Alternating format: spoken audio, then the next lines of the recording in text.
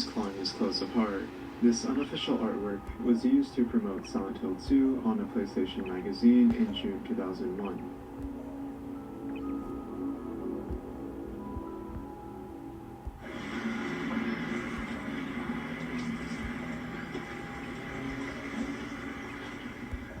According to Masahiro Ito, the early design of the lion figure was inspired by BDSM fashion, and the final design was influenced by the works of Francis Bacon's paintings. He would go on to state that he created the monsters of Silent Hill 2 with human characteristics in mind, then separated the designs and animations to create an uncanny valley effect. This can be seen in the movements of the lying figure. The movement of the lying figure was inspired by one of his co-workers wearing a jacket while walking to work one day. Masahiro Ito created a lying figure variant that seems to have a pyramid head-like attire in the back of its clothing and wear high heels. The corpse in the alleyway where James obtains the apartment gate key eerily resembles a lying figure, albeit wearing clothing, upon closer inspection. In the Silent Hill Historical Society, there's a painting titled Death by Skewering, depicting lying figures being impaled by tree branches. While in the other world, if the player attempts to revisit the underpass where you kill the first lying figure, the area will be blocked off by police tape. In the art of Silent Hill, there's an image of beta lying figures where they seem to have mouths. In the final version, they don't have any.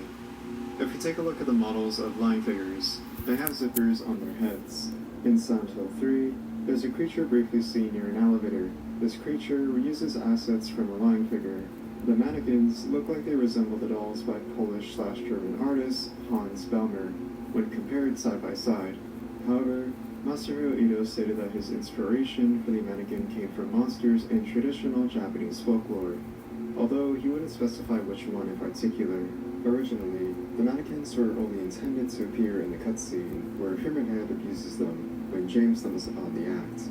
However, they would later be integrated as enemies that appear in gameplay. After meeting Maria at Rosewater Park, if the player were to immediately head toward the direction of Silent Hill Historical Society, you would audibly stumble upon these two mannequins who would jump out of the bushes and attack James and Maria.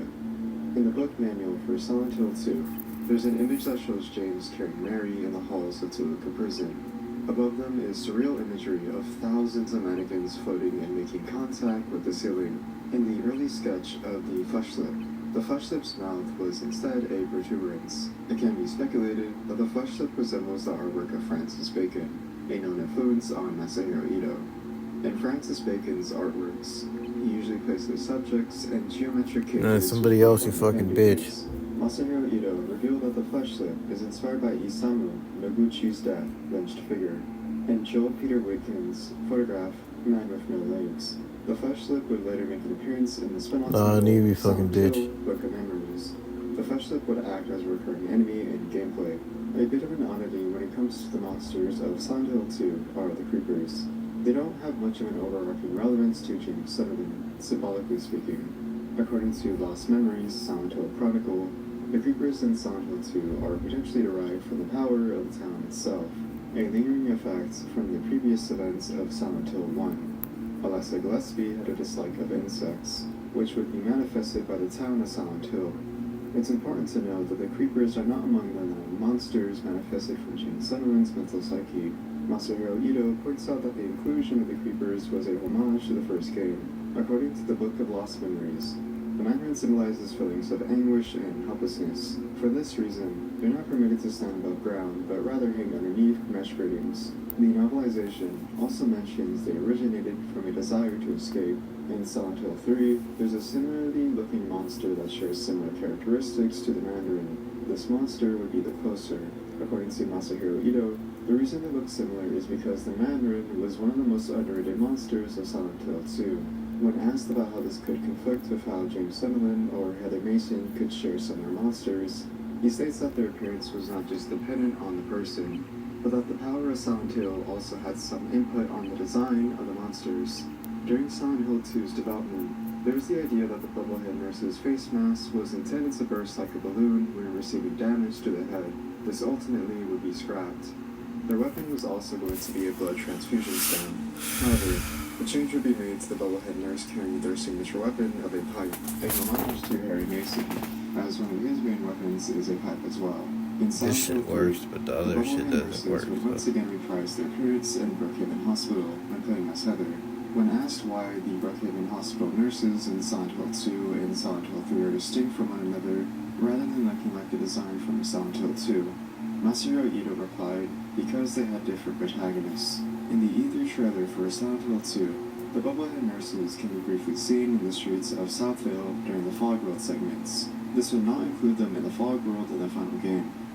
Masahiro Ito drew inspiration for the design of the Bubblehead nurses' attire from The Exorcist 3, Jacob's Ladder, and BDSM bondage outfits. A Bubblehead nurse costume could be purchased as a avatar skin in the now-defunct PlayStation home. Masahiro Ito make alternate variations of the Bubblehead nurses in his artwork. This artwork is called Acid Bubblehead Nurse. This artwork is called Bubble Twin Tail Nurse.